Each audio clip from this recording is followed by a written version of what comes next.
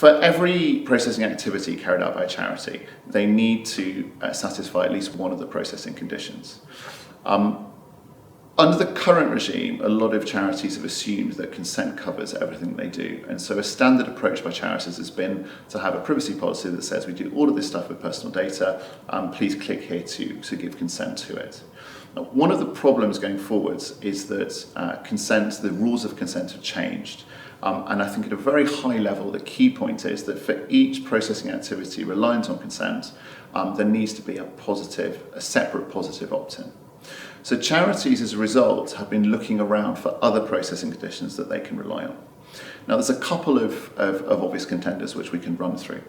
The first one is called the not-for-profit processing activity.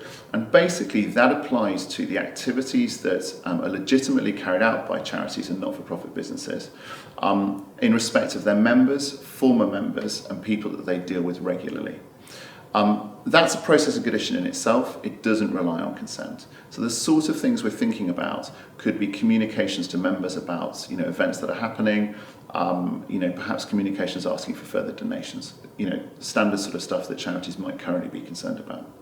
The other processing conditions that are relevant, the first, contractual performance. This relates to most of what a charity is going to do, so what it does to provide its services to people. The second one, legal obligation, covers things that a charity is required to do. So, for example, a charity that works with children is required to carry out checks on its staff. It runs disclosure bureau checks on them. That is covered by legal obligation.